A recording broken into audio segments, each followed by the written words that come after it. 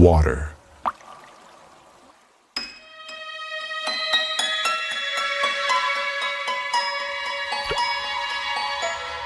Water, the most common substance on Earth.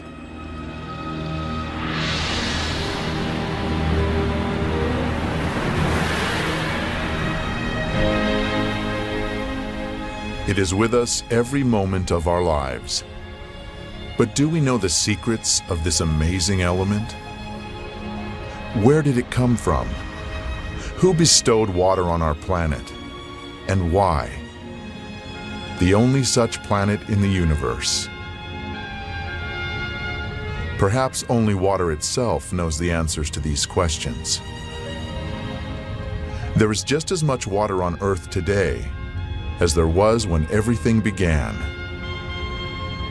When the world was born and acquired the shape and sensations we know so well.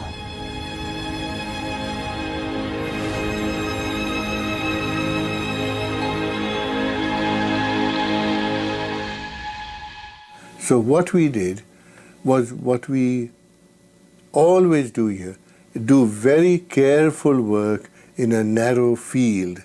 So we said, let us focus on water, but we will look at it from many angles. In the Holy Scripture, water is more than simply a physical substance. It is a certain concept, and that concept is connected in a special way with the idea of life.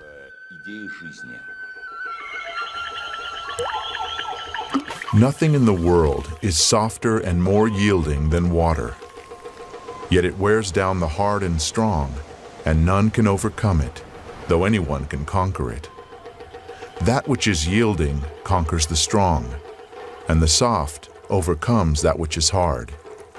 Everyone knows this, but no one dares to live by it. The Chinese philosopher Lao Tzu wrote about water 2,500 years ago. I mean, water as such has been extensively studied. I mean, it is well known that water has unusual properties, physico-chemical properties, when compared to other liquids. No scientist has been able to explain, for example, why water's density increases below the freezing point and becomes less above freezing. Any substance contracts when it is cooled, but water does the opposite. It expands. People learned to exploit this unique property in the distant past. Inhabitants of the far north would quarry stone by pouring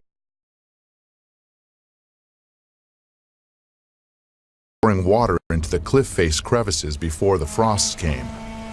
In the south, people pounded wooden wedges into cracks in the rock and then doused them with water. As they swelled, the wedges would break the stone. Much later, scientists established that water in pores and capillaries is capable of creating enormous levels of pressure. In a seed, for example, it reaches 400 atmospheres at the moment of germination. That's why a plant shoot can break through asphalt with ease. It's such a small molecule as well. It is very specific that these properties are of water, and you won't find other molecules that have all of the similar anomalies. Even if a single one of these anomalies were missing, life itself would not exist on the planet. Every one of water's properties is unique, and they do not easily fit into the generally accepted laws of physics. Science has not yet been able to answer the question of why water is the only substance on the planet that can exist in three states: liquid, solid, and gaseous. Why does water have the highest surface tension of all liquids? Why is it the most powerful solvent on Earth? And how, in defiance of the Earth's gravity, is water able to rise through the trunks of gigantic trees against tens of atmospheres of pressure?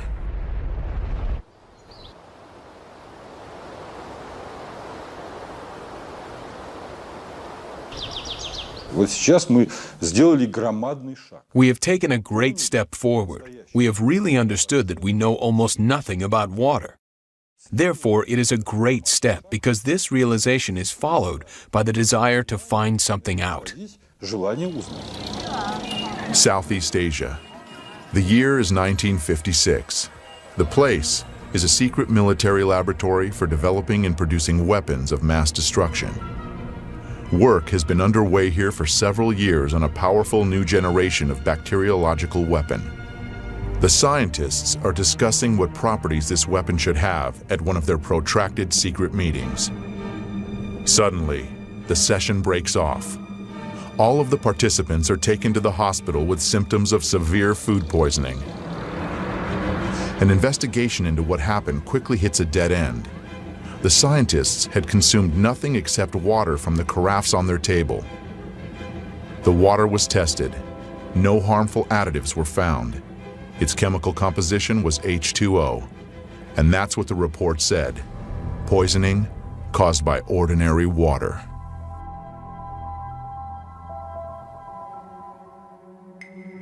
"20 years later, a fantastic hypothesis was put forward.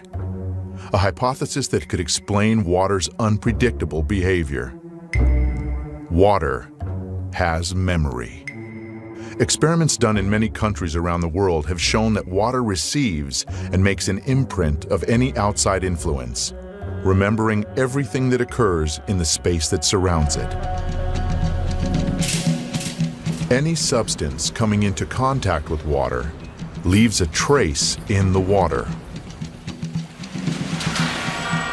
Had our ancestors guessed this when they used silver vessels to turn ordinary water into healing water? It is today the best antibiotic that is made, as good in Afghanistan and Iraq. The American army uses this water, 1 atom per 100 million, to kill all the germs in a wound. So the President of the United States uses this water to keep infectious bugs from his hand. So I said, how can this water be? As it records information, water acquires new properties, yet its chemical composition remains unchanged. So their theory was the chemical composition of the water is important. Now the sensational news is that that is nonsense. The structure of water is much more important than the chemical composition. The structure of water means how its molecules are organized. We can see how water molecules join together into groups. These are called clusters. Scientists came up with the idea that these clusters work as memory cells of a certain sort, in which water records the whole history of its relationship with the world, as if on magnetic tape. People don't think when you turn on the light, the water is changing. When you turn on the electric field from the power lines, the water may change. So that is the direction of research. The water, of course, remains water, but its structure, like a nervous system, reacts to any irritation. Modern instruments have made it possible to record the fact that within each of water's memory cells, there are 440,000 information panels, each of which is responsible for its own type of interaction with the environment.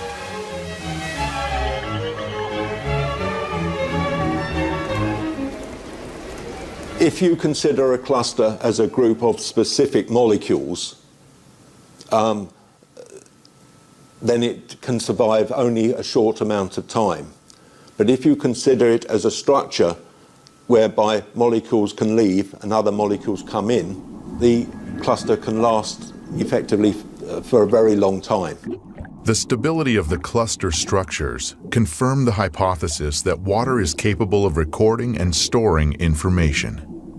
It may be the single most malleable computer, which can, it's like a computer memory. It's the memory of information. We must know how it is arranged It is like the alphabet. If I give you the alphabet, you don't know a word, you don't know a letter, you don't know a sentence. So the molecular structure is the alphabet of water. And you must make a sentence out of water, and you can change the sentence. In the winter of 1881, the sailing ship Laura was on a course from Liverpool to San Francisco. On the third day of the voyage, a fire broke out on board. Among those abandoning ship was the captain, Neil Carey. The water supplies soon ran out, and the crew experienced the torments of thirst growing by the hour. Later, when they reached shore safely after 3 terrible weeks adrift at sea, the captain, a man with a very level-headed attitude towards events, described what had saved them. "We were dreaming of fresh water," he said. "We began to imagine that the water around the lifeboat was turning from ocean blue to the greenish hue of fresh water. I summoned up my strength and scooped some up. When I tasted it, the water was fresh."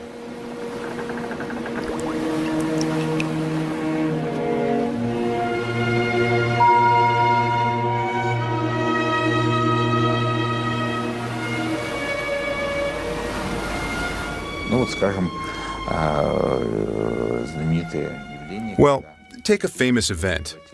When Jesus Christ turned water into wine. He didn't add some sugar or lactose, but he imparted an absolutely special property to the water.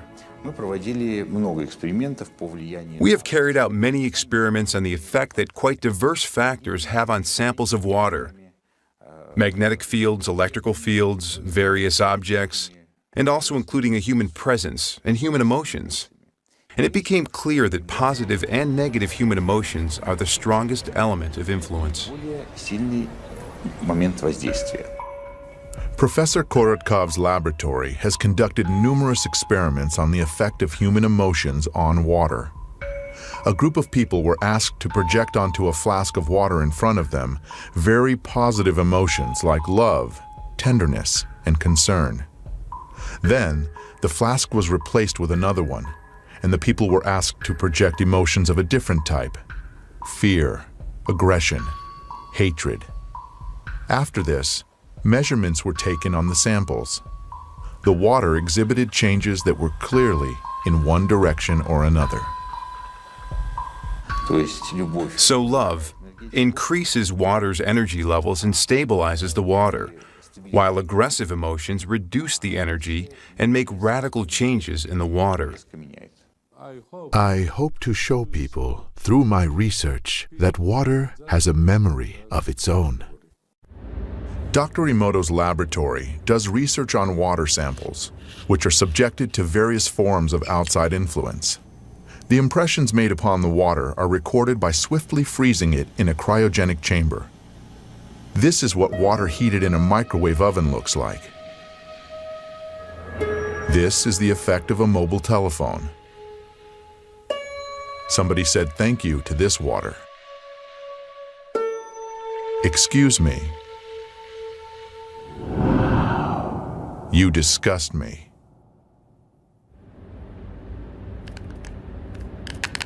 With modern technology, it is possible to structurize water artificially. When seeds were grown under laboratory conditions using this kind of water, the soy sprouts had 6 times greater photon radiation than when ordinary water was used. Using structurized water makes vegetables ripen faster and increases the amount of useful microelements and vegetable proteins several-fold.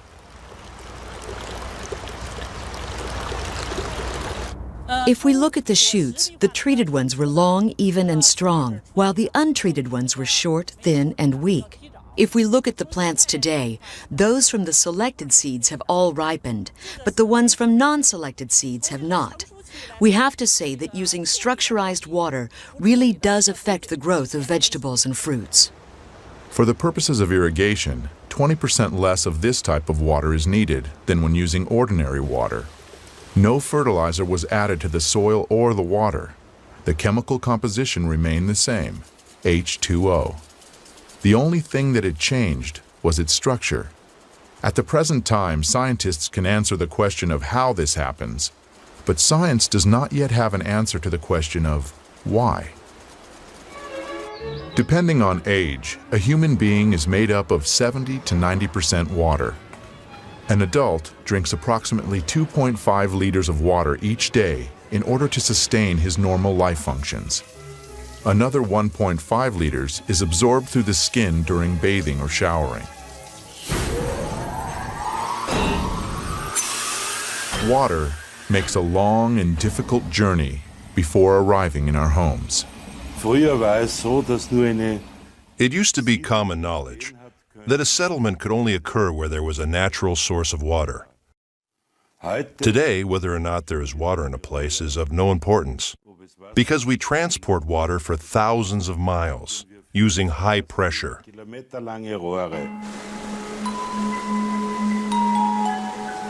In nature, rivers and streams always flow along a smoothly curving course. But any water supply system has multiple right-angle turns.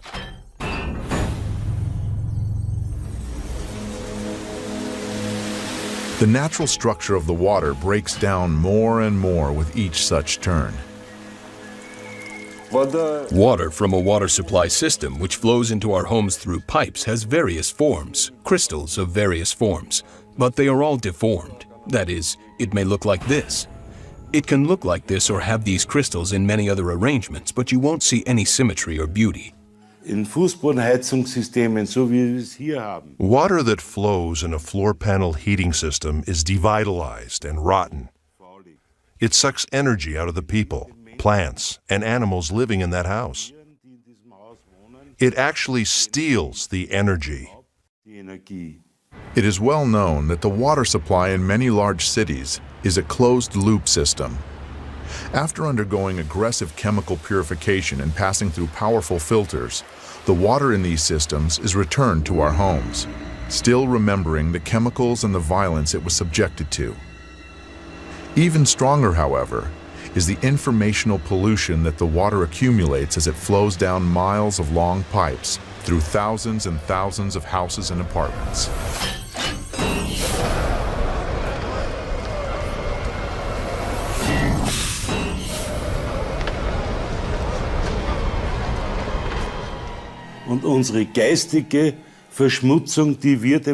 We pollute water spiritually, and this happens on a huge scale.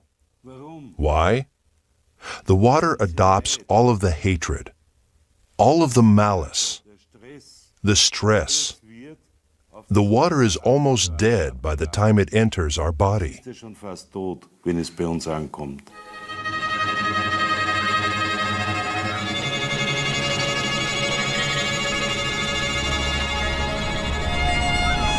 Our Earth is a gigantic container of water in which all forms of life arose, and every living thing is itself essentially a container of water. With modern technologies, we can reach far into outer space, and as we attempt to discover life on other planets, the first thing we look for is water. There is no life on Earth without water. And one of the big questions is whether or not, in case that there should be comparable life on other planets, this would also be based on the presence of water. There is strong belief that the first living organisms were in the water, and only much, much later did organisms develop that could live outside of the water. I don't think that this is at all a coincidence. It is absolutely no accident that the opening lines of the Bible mention water, where it talks about the creation of the world, of life, and of man. It has to do with water first and foremost. Like sculptures that have not yet been created are present in a piece of clay, so the images of all future living organisms were present in the water. Water merely brought to life a pre-existing conception, but for any process to begin, requires an impulse.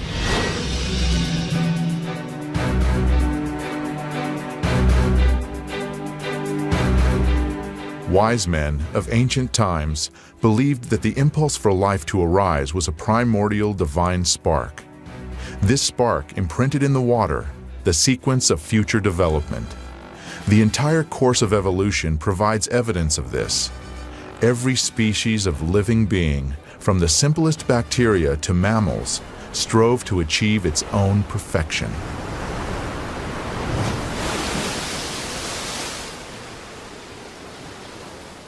Science most likely will never find out the exact process by which Adam was created, what went with what, and in what proportions. But the Quran, for example, says that water played a part in this by the will of God. I think that scientists should look more closely at how water interacts with their molecules. At a molecular level, it creates the structure of DNA. We wouldn't have the DNA helix without water. It creates the structure of proteins, so our bodies wouldn't work without the water. Every seed, every embryo begins its life exclusively in water. Amniotic fluid plays a role in the embryo's development and preservation. It is the surrounding water, like a universal computer, that reveals any biological program, and thus water is also the only thing that can change it. The preacher wrote long ago, "Is there anything whereof it may be said, See, this is new? It hath been already of old time, which was before us. And Jacob took him rods of green poplar, and of the hazel and chestnut tree, and pilled white strakes in them, and made the white appear which was in the rods. And he set the rods which he had pilled before the flocks, in the gutters, in the watering troughs where the flocks came to drink, and the flocks conceived before the rods, and brought forth cattle, ring-straked, speckled, and spotted." We subjected water to super-weak magnetic field impulses. These fields are tens of thousands of times weaker than the Earth's natural magnetic field. That means they are negligibly small from the standpoint of modern science. Fish were introduced into water that had been treated in this way, and the fish soon produced an unusual hatch of small fry. They differed radically from other fish to which they were related, though they looked as much alike as twins.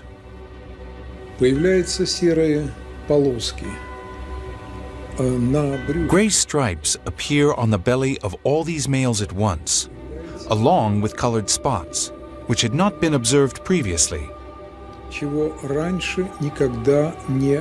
These are called phenotype changes, and it is of fundamental importance that these changes appear not just in some of the treated fish, but in all of them at the same time. And these phenotype changes that we caused are not a hypothesis. They occurred in practice. The experiment resulted in changes not only in the outward appearance of the fish, but also in their behavior. They began to react to outside stimuli in the same way. It was as if the whole school had acquired a collective mind.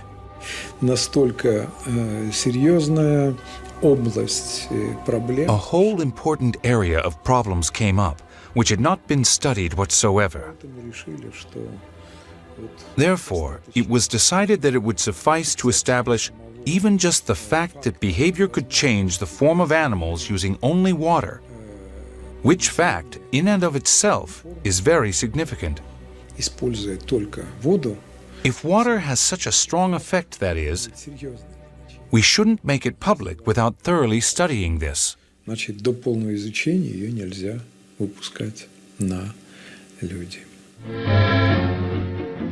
In 1932, sensational news traveled around the world.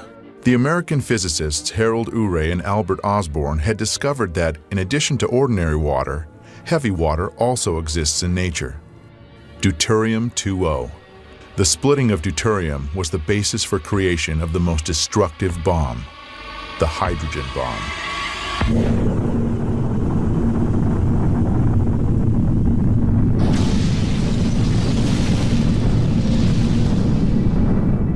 Now, everybody knows very well what radioactive radiation can cause, but it turns out that there are other even more awesome effects.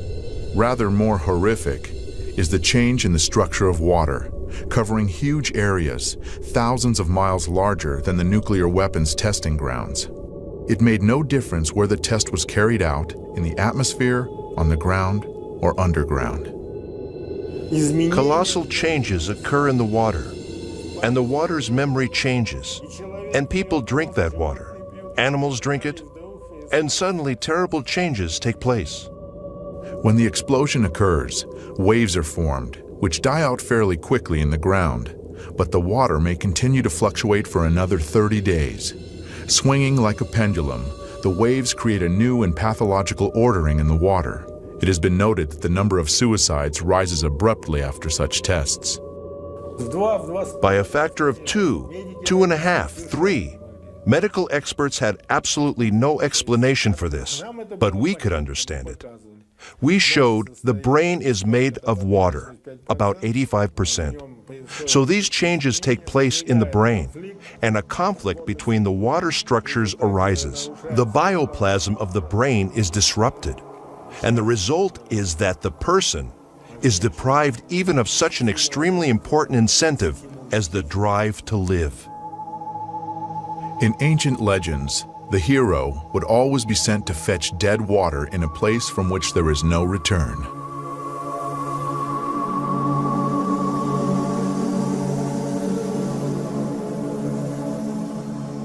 According to tradition, the only sea on earth in which there is no life came into existence where the destroyed cities Sodom and Gomorrah had been located: the Dead Sea.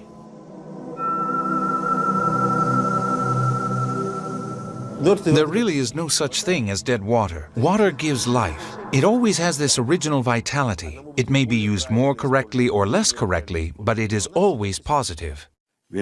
How a person handles water, if he approaches the water with good thoughts or blesses it and says thank you to it, the quality of the water will improve, and the water will have a positive effect on a person and his body.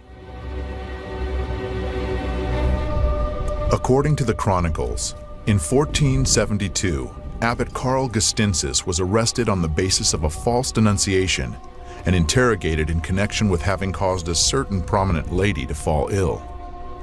While he was being held in a dungeon, the abbot was given only a crust of stale bread every day, along with a dipper of rotten, stinking water. After 40 days, the prison warden noticed that Father Karl not only had not gone into decline, but he even seemed to have gained health and strength, which only served to convince the inquisitors that the abbot had connections with dark forces. Later, Karl Gestinsis confessed under brutal torture that he had recited a prayer over the rotten water he was given, thanking the Lord for bestowing these trials upon him. After that, the water tasted bland and turned fresh and clear.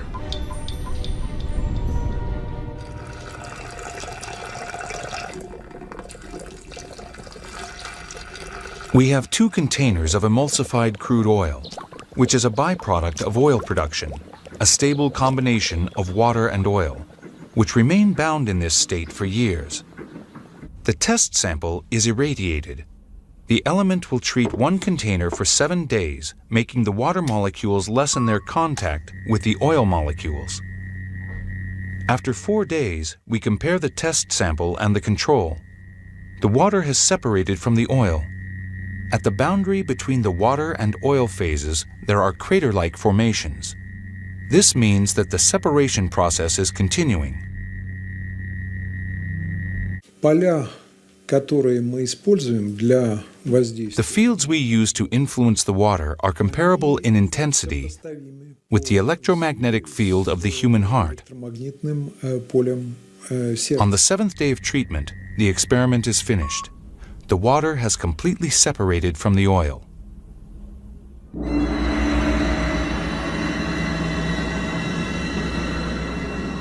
Experts estimate that oilmen have accumulated around 1 billion tons of emulsified crude oil. It cannot be used for industrial purposes. Ultimately, they get rid of the emulsion, pouring it right onto the ground. And then, horrible sludge lakes are formed in the oil fields.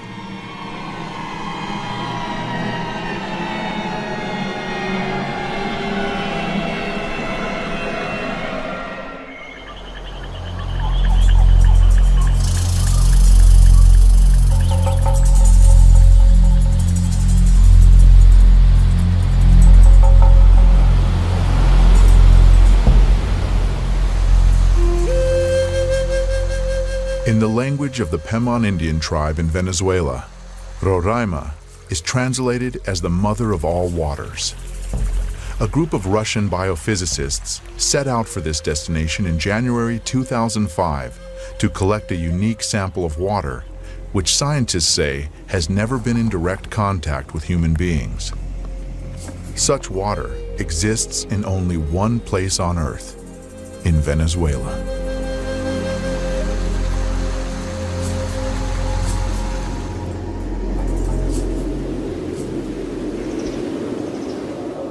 According to one hypothesis, a continent called Gondwana existed in the southern hemisphere during the Paleozoic era.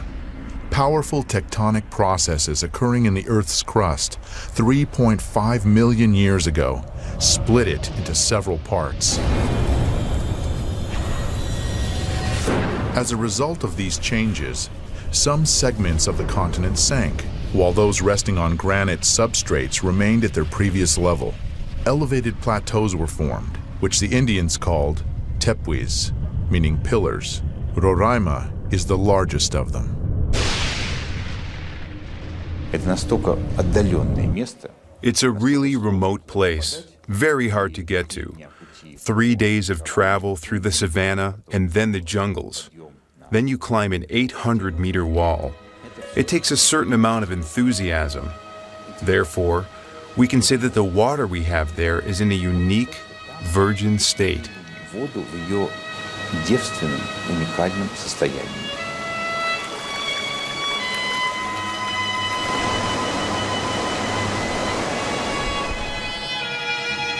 There is always a large cloud over Roraima.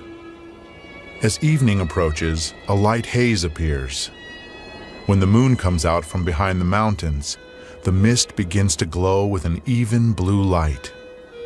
And in that light, it is visible how fine droplets of moisture are hanging in the still air. The slightest breath of a breeze, and this watery dust forms into drops. This is the origin of the rain, which rushes down in countless waterfalls.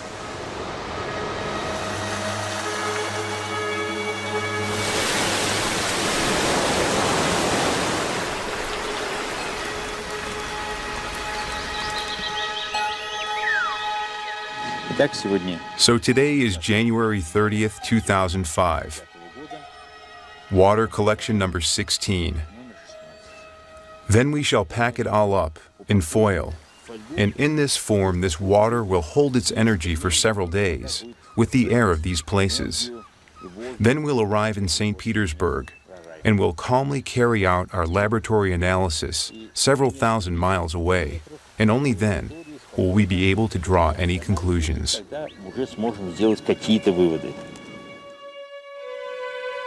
Professor Korotkov's laboratory has developed an instrument that can determine the energetics of water. It works on the basis of the Kirlian effect. Everything that enters a strong electromagnetic field begins to emit light.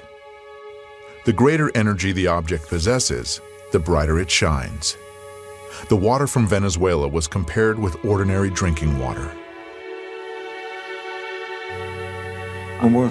We can say that this water is not double, not triple, but it is 40,000 times more active. So these are really two fundamentally different substances. And water of this type, this water, which immediately activates the body, it activates the whole system. That's why there, where the Indians, despite the deprivation in which they live very long lives and are very happy. They absolutely do not want civilization to come to them.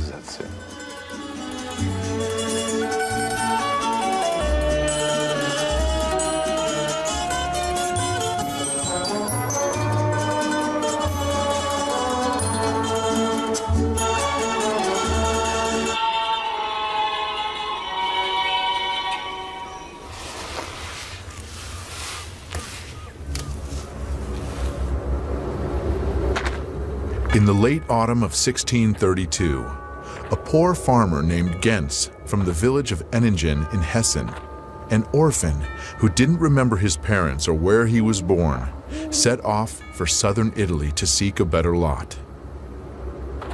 His route ran through the city of Waldshut am Rhein in the eparchy of Constance. Suddenly, Gens was literally stabbed by the feeling that these places were very directly related to him. It was as if the shepherd's legs led him where he should go, which was into a grove. Entering it, Gens looked around. Not far away, a spring was coming right out of the ground. The young man approached it, bent down, and drank the water.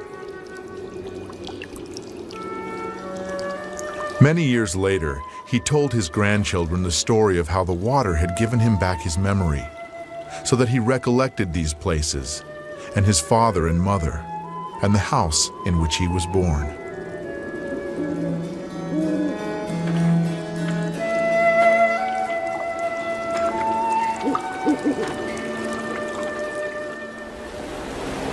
Modern science maintains that the water structure of each person's body is identical to the structure of the water in the place where they were born.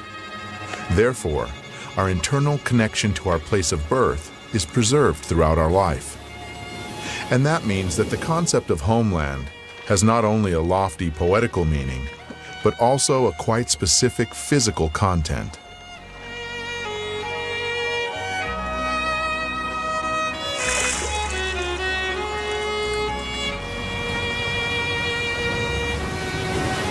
Nowhere in the world is water the same. Breaking its way to the surface through minerals and ores, water assimilates the vibrations of the soil and information about its specific biological and energetic features. We tested a sample of purified municipal water, which is sold in large bottles, and the producer puts a label on them which says it is the best water in the world, but it is empty and dead. True, it's pure and it's good, and some minerals have been added, but this is dead water in which there is no energetics and there is no life. Most likely, people do not sense any particular difference between naturally pure and artificially purified water. But any animal will always choose water from a spring, because this water is loaded with natural energies.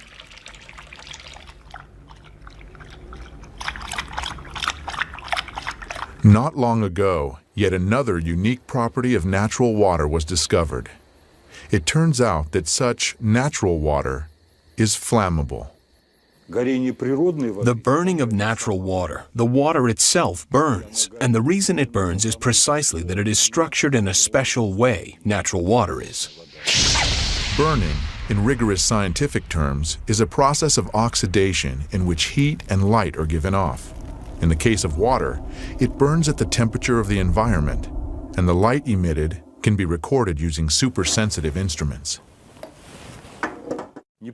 In burning, you have oxygen being continuously activated, and some organic matter is continuously burning. So the burning of water is a process that happens over an extended period of time, because if it were a process that happened more quickly, then it would have already burned up all the water on Earth.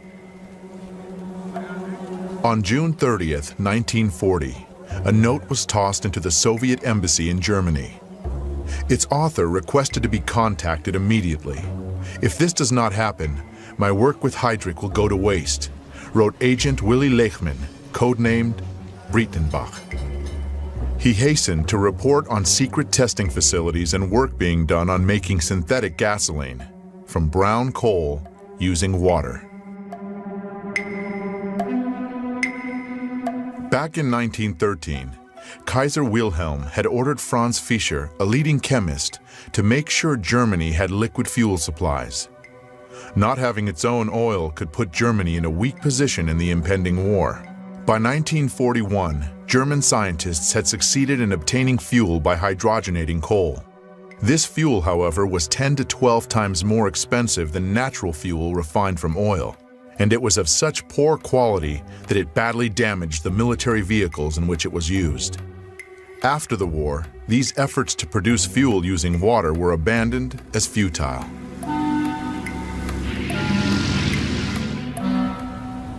For the past 15 years, the researcher Zhang Guohua has been working to create fuel of this type.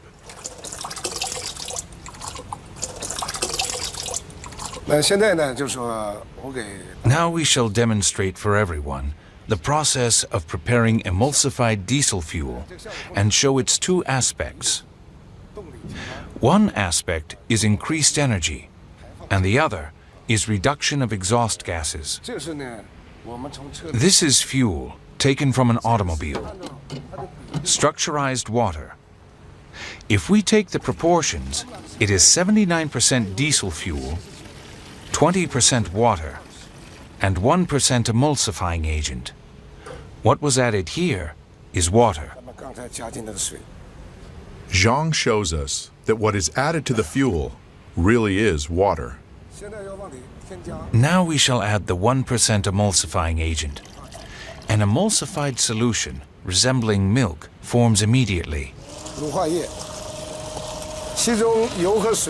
We pour the emulsified fuel into the car and use it for propulsion. Measured over the long term, there was a 5% increase in power, with over 20% fuel economy. Our government views this as very important.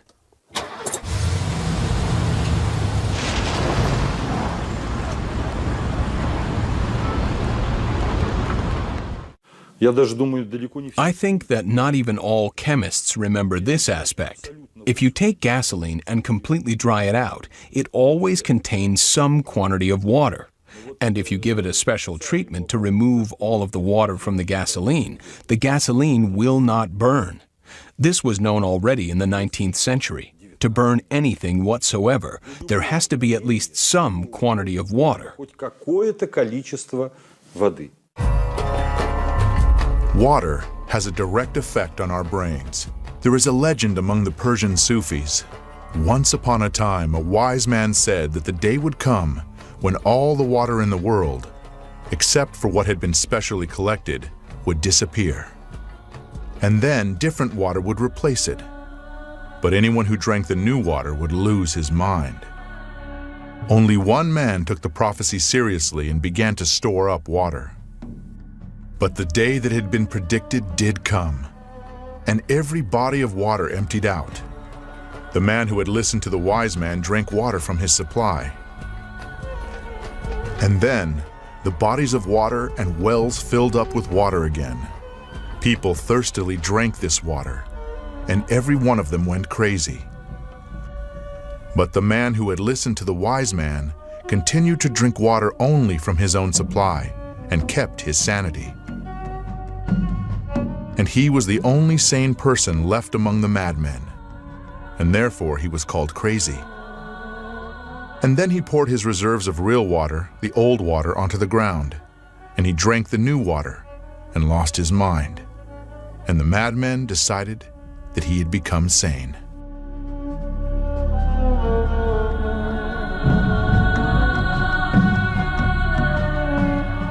A major part of our brains are water. So the water and the easy movement of the water molecules and so on will leave part of that imprint. So yes, to some extent, the water is implicated in the patterning of the information in the brain. Now when you look at organs, say the heart or the lung or muscles or the brain, then all that you can see in a simple NMR experiment is the water in these organs. The water, your head is full of water. There is nothing else but water, almost. Let's imagine that here we have a human being, and here we have water. This water contains many different types of information. If we introduce this water into the human body, then that human body will assimilate this information, which may change the person's characteristics. Human being, and that may change. Let us see how this type of water affects human blood. The doctor is drawing blood from a patient's finger. Using a special microscope, we shall be able to see the condition of her body from this drop.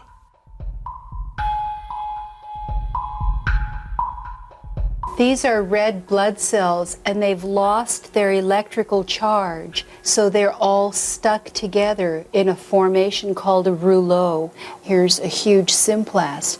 Symplasts are associated with heart disease and arthritis and lung disease and many other conditions that could be coming in the future. The doctor asks the patient to drink a small amount of structured water. After 12 minutes, the doctor again draws blood from the patient and studies it. So you can see that the cells then become buoyant, they become slippery, and they have their electrical charge, so they repel each other.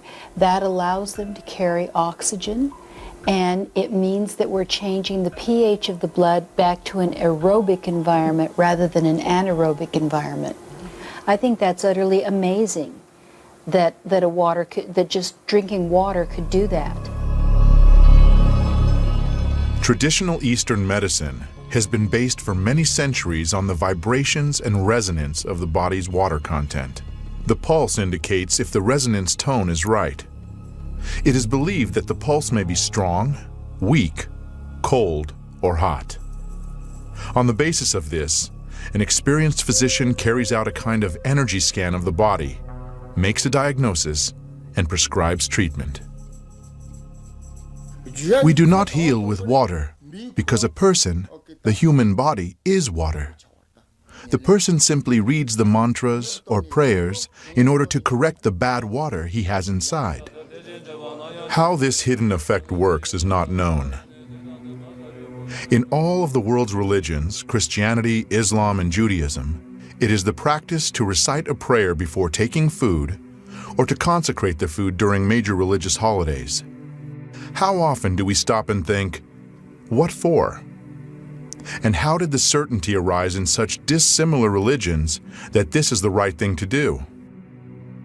Why did something that science is only now trying to understand seem obvious to our ancestors?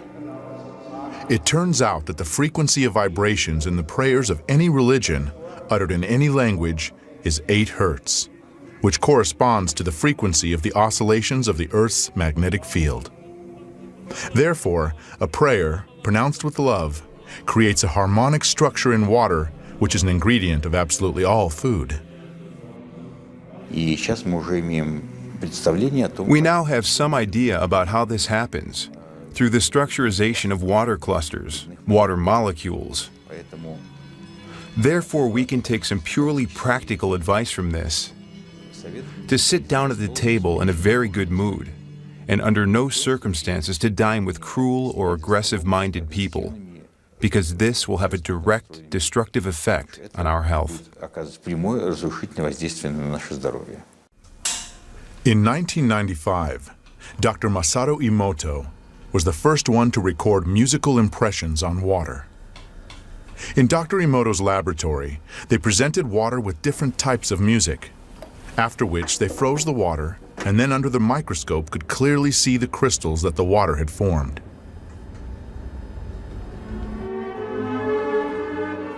Here is what the music of Bach looks like.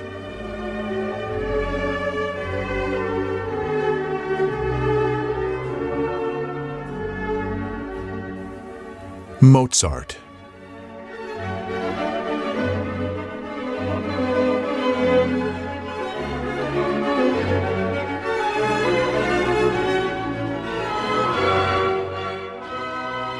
Beethoven.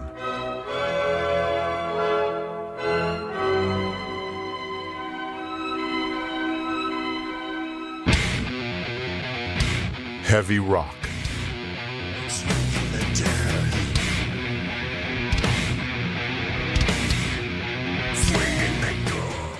да, это всплески определенные эмоциональные, которые приводят. Sometimes it's just certain eruptions, emotional ones, which cause such absolutely negative results. I can't recall a case in which such a negative spewing out of emotions as this happened at a classical music concert. Шел бы вот такой отрицательный выброс эмоций. Experiments show that aggression causes a sharp change in water's memory. Such water can provoke an aggressive state in hitherto calm people.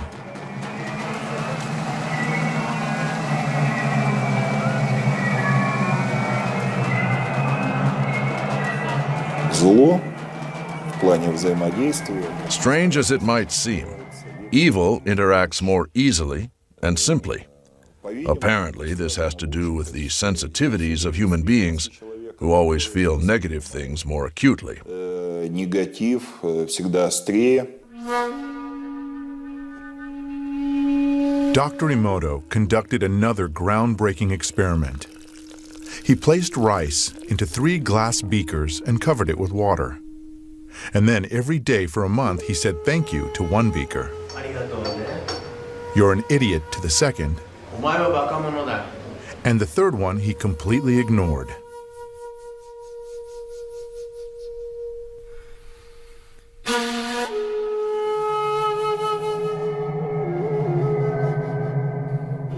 After 1 month, the rice that had been thanked began to ferment, giving off a strong, pleasant aroma.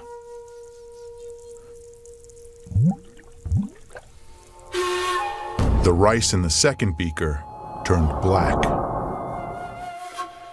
And the rice that was ignored began to rot. Dr. Emoto feels that this experiment provides an important lesson, especially with regard to how we treat children. We should take care of them, give them attention, and converse with them. Indifference does the greatest harm. It may not always be easy to do, and almost always it takes practice. Practical experience show that hatred, rage, and even annoyance not only exert a destructive influence on other people, but they also give feedback.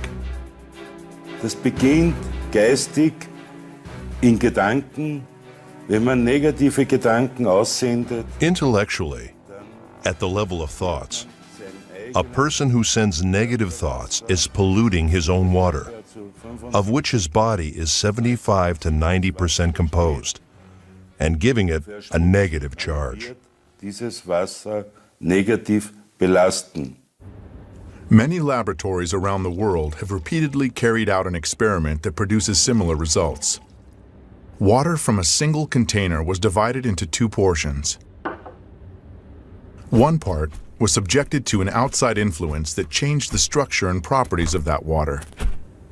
The water in the second flask acquired the same structure and the same properties after a certain period of time, even if the 2 portions of water were a significant distance removed from each other.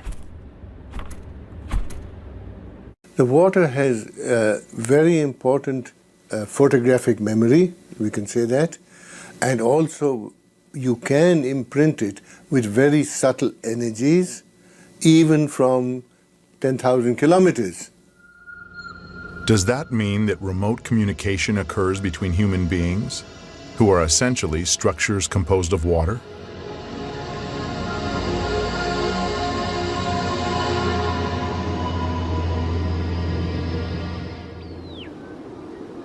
In February 2005, Professor Vyacheslav Zvonikov and a group of colleagues conducted an experiment to confirm or disconfirm the hypothesis that remote communication between people is possible. 2 people are 10,000 miles apart. One is in Moscow, the other in South America near the city of Santa Elena. Here we have the virtual brain of the experiment's participants. During the 15 minutes before the experiment begins, there are no visible correlations. The least change in posture, pulse, or respiratory frequency is recorded. EKGs and EEGs are taken. Suddenly, the instruments register distinct changes. The two people separated by this enormous distance have somehow tuned themselves to the same wave. The instruments show synchronization of certain areas of their brains, of breathing patterns and pulses. How can this be explained? We don't yet have any answers to that question. So far, this is a scientific mystery. There is a hypothesis that the body's liquids play a part in this.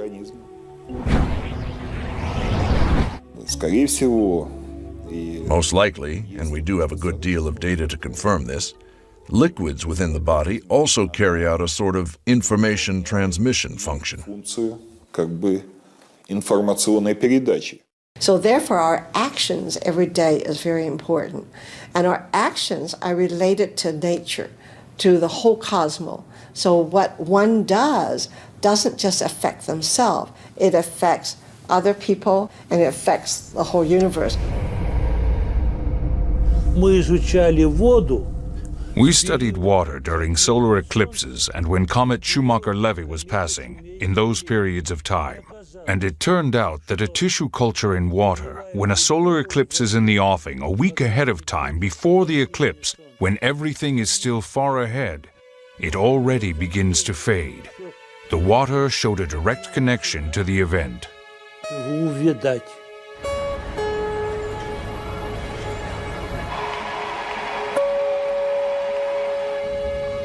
The system of the universe exists as a single, perfect organism. All of its parts, including us and our Earth, are inseparably bound together by huge streams of information. And on our planet, water plays the key role in how the information is exchanged. In effect, it is the medium through which all nature is governed.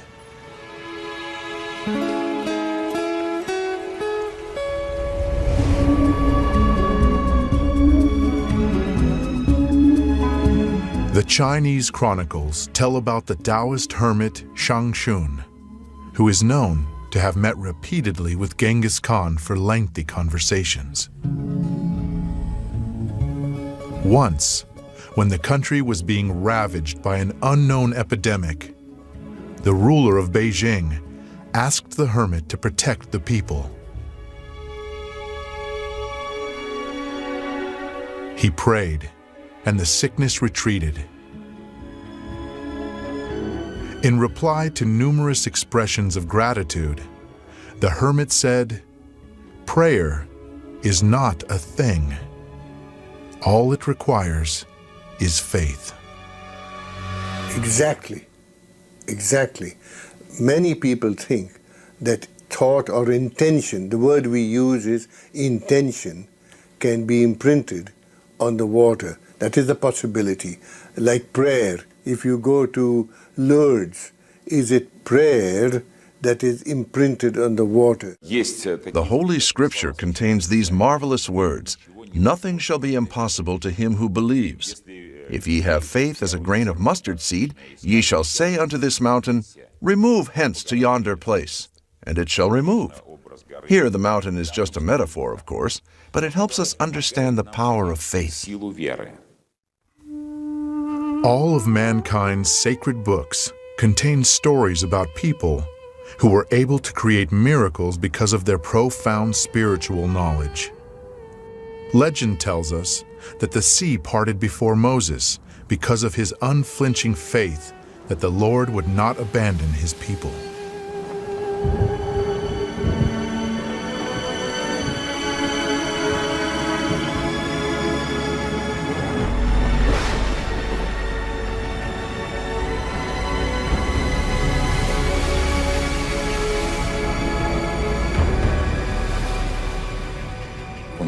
We have totally indisputable evidence that prayer influences sick people to get better. And it's caused absolutely fantastical recoveries, such as the spread of gangrene suddenly stopping in a person who already had it. With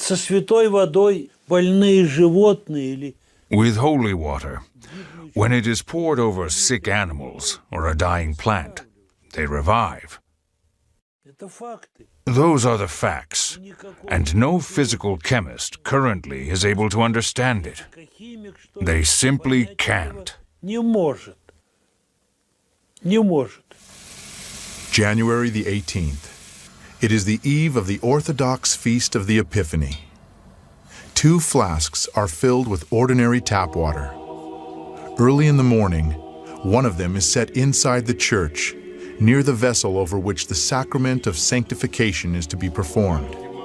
Every year on January 19th, the faithful and even non-believers hurry into churches to pick up some of the baptismal water. It is believed to possess extraordinary properties.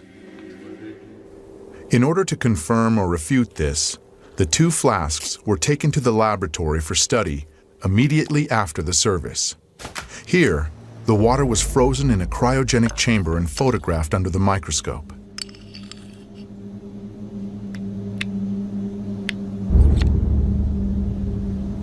The crystals of the tap water looked like a chaotic, diffused spot.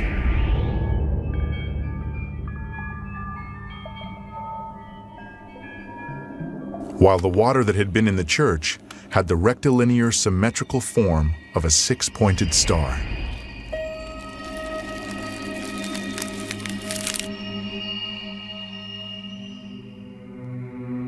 It is well known that holy water has a very powerful and stable structure.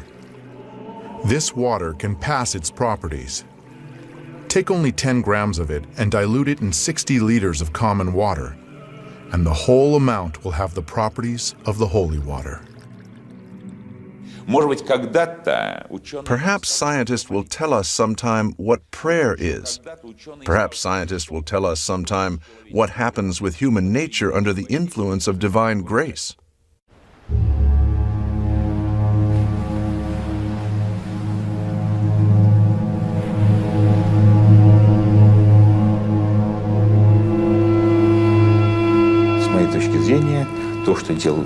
In my view, what Jesus did represented an informational influence on the water.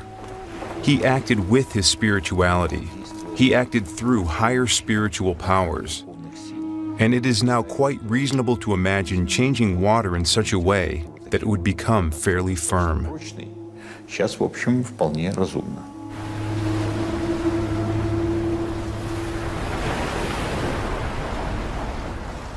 It could be radiation, but could it be only subtle energy?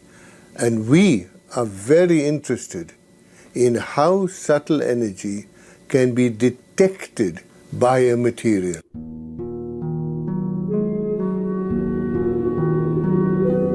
In our time, everybody is sure that weather on the planet is determined by cyclones and anticyclones. We accept the weatherman's daily forecasts as inevitable. Actually, we are waiting for water to make its appearance. Evaporating and turning into whimsical clouds and towering thunderheads, it creates the architectonics of the sky. The countless shades of sunrise and sunset, the rainbows that shoot across the sky, all of them result from the refraction of light rays by the moisture in the atmosphere. Clouds carry this moisture over great distances, and it spills down as rain. Rain, hail, snow and mist, winds and storms, gales and hurricanes. All of these complex processes depend on water's mood. We try to second guess how it is going to behave, and where on the earth it will bestow its favors, and where it will unleash its wrath. The most we can do is to observe these processes from space, but only observe them. But how alluring the thought is of subjugating the weather. What a sweet bait that is for human vanity.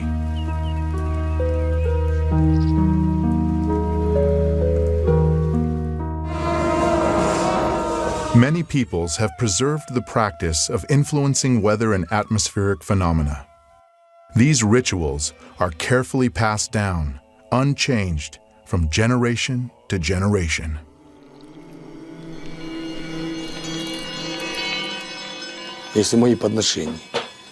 If my tributes have been convincing enough, if I have chosen the right time and the right place, and have recited the mantras correctly and from a pure heart, then the Lord of the water gives us water. Тогда хозяин воды дает нам воду.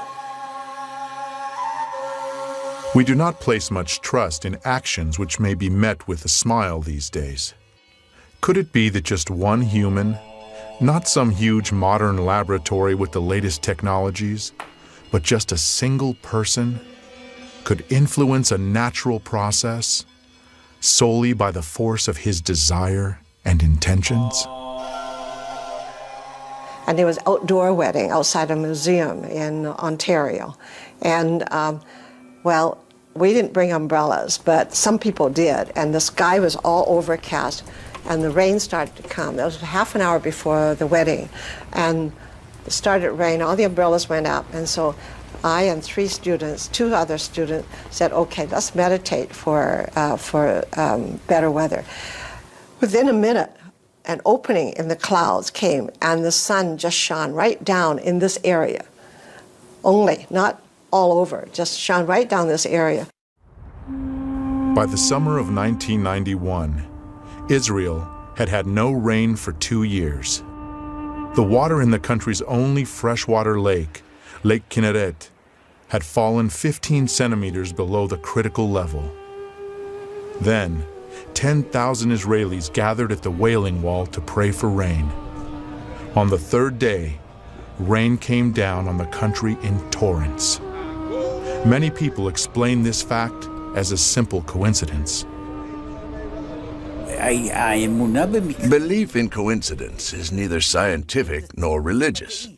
From a scientific standpoint, there is scientific determinism, while from a religious standpoint, there are things that are done which have an influence on the outcome. Coincidence is a way in which people try to escape bearing any responsibility.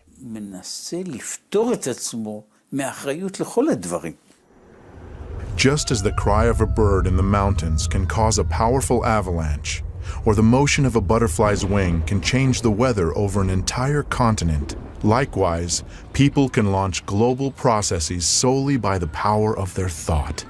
Und das ist keine Übertreibung, sondern jeder, der sich mit Chaostheorie beschäftigt, weiß das. And that is no exaggeration. Not a single scientist who is familiar with systems theory doubts that. It is entirely a question of waiting for a moment when the system is in a state of instability. In a phase of instability, the motion of thought alone is sufficient for the system to start to change. Und es kommt zum Wechsel eines ganzen Systems. I do not always see it. When my own mistake or sin comes back to me in another guise, although essentially it is a single unit, whatever it is that I did wrong returns to me, not as punishment, but as a result.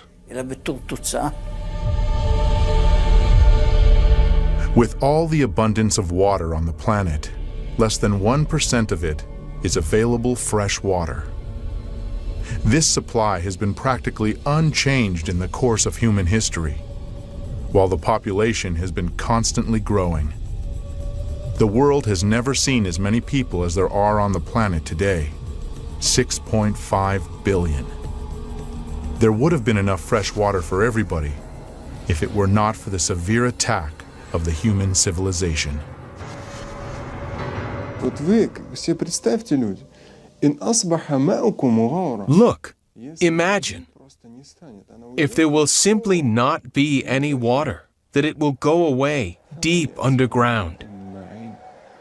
Who shall give you water, which will spout freely from the ground and be easy for you to reach? Свободно бить из-под земли и будет легко доступно для вас,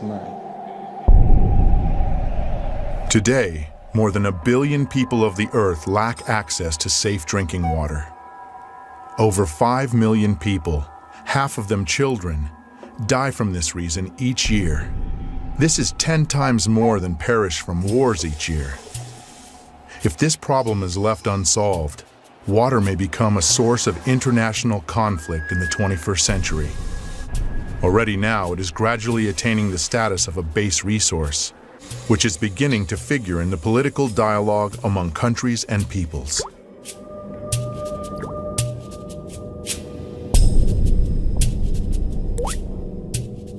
See, we talk a lot about an upcoming oil crisis because we will run out of oil.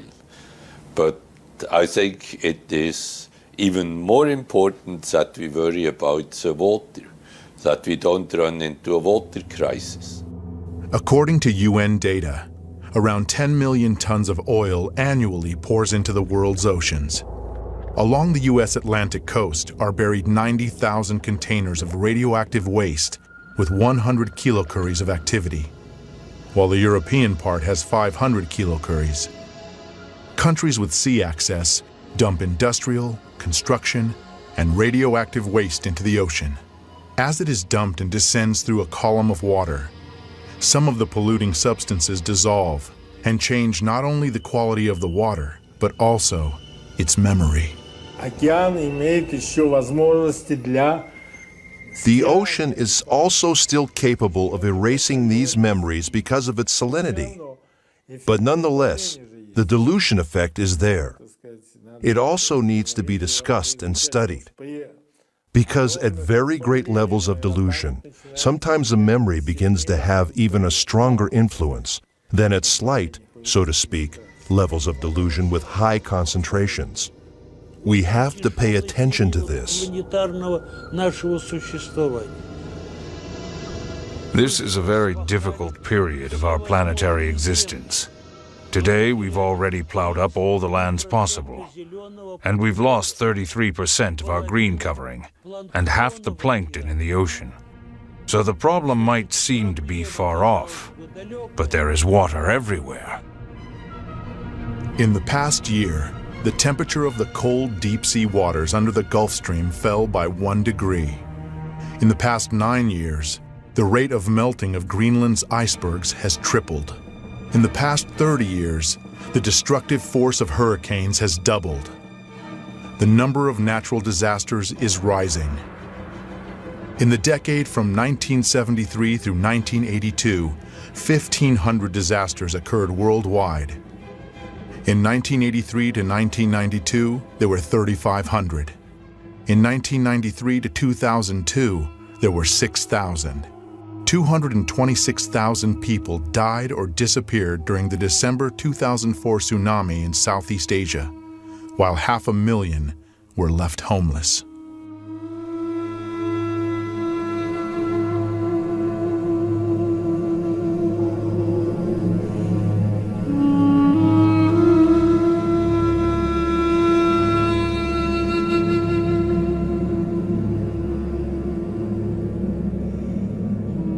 The October 2005 flood in Europe left 200,000 people homeless.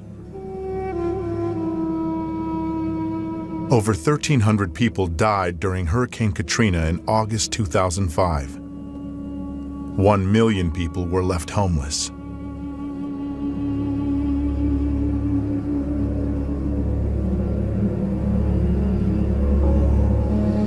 Almost 4 million people have died in natural disasters during the past 30 years, while 4.5 billion people were affected.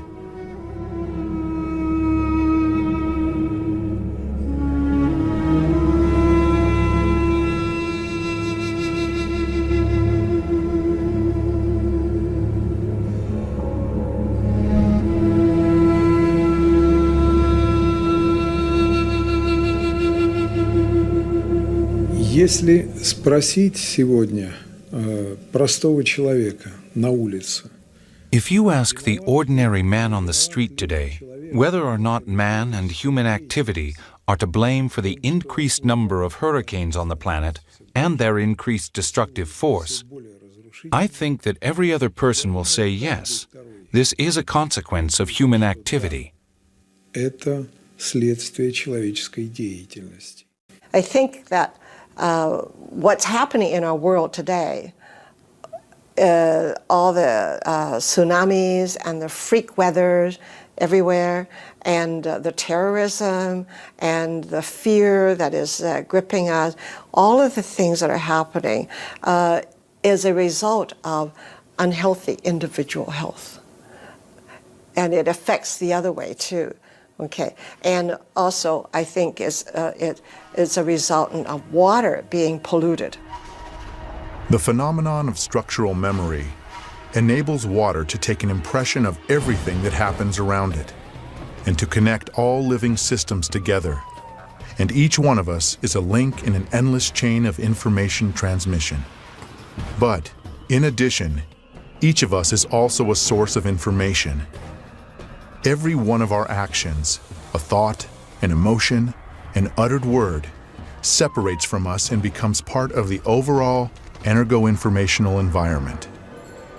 Informational dirt is poisoning the water, accumulating layer by layer in its memory. If that process were to continue endlessly, the water could, in essence, lose its mind. But it is endowed with a self-cleansing capacity. This occurs at the moment of phase transition, when it vaporizes, and then condenses and falls as rain, or when it freezes and then melts.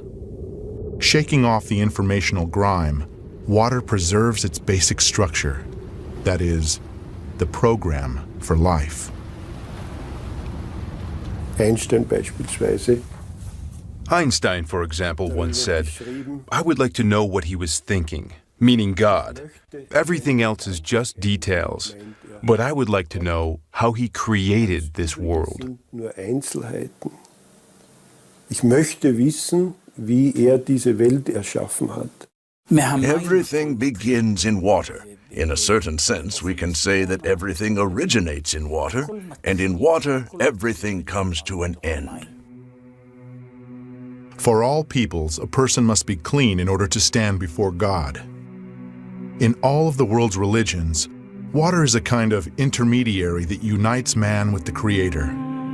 The Jews perform ablutions or cleansing with water in mikvahs. For Muslims, ablution is a prerequisite for prayer. Если проследить упоминание о воде в Священном Писании, if we trace the references to water in the Holy Scripture, they are often associated with the idea of purification. наиболее яркое это, конечно, This is most vivid, of course, in the narrative of the baptism of the Israelites in the River Jordan in the time of the prophet John, John the Baptist, the forerunner. John baptized with the baptism of repentance, and the image and symbol of people's repentance was immersion in the river.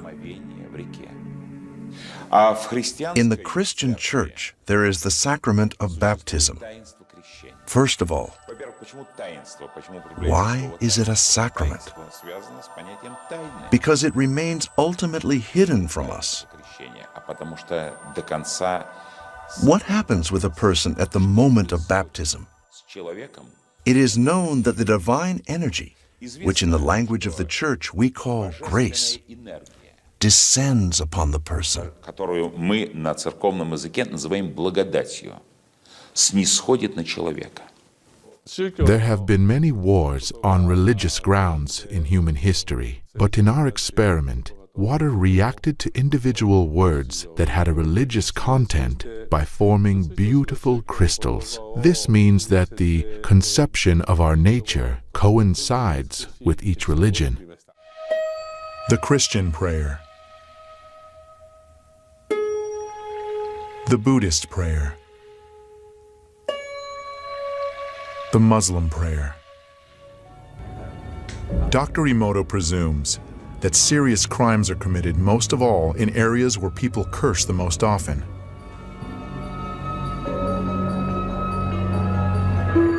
Idiot. I hate you. Laboratory containers of water were inscribed with hieroglyphs denoting words and the names of well-known people.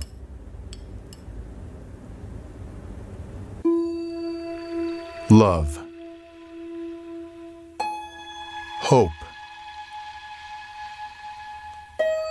soul. Mother Teresa, Hitler.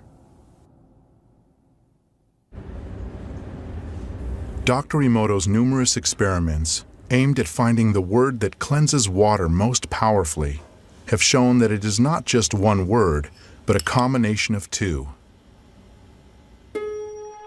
love and gratitude.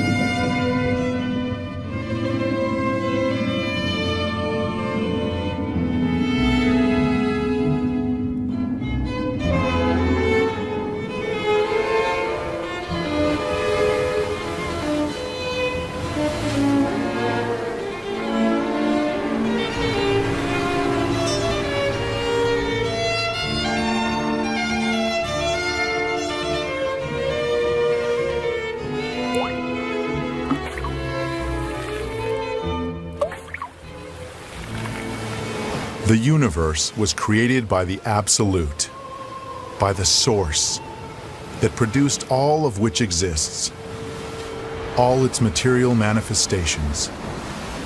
Each of us has an element from the water of the primeval ocean. Our every word is like a water drop, a medium of thought, a source of information. And we are all here to repay the Absolute with love and gratitude.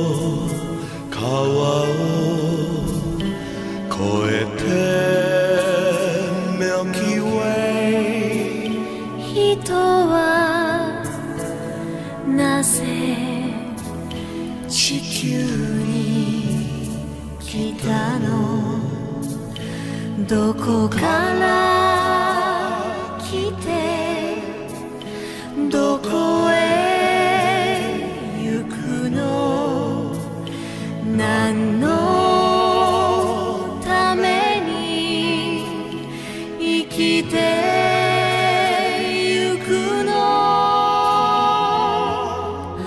All we need is love. All we need is a thank you.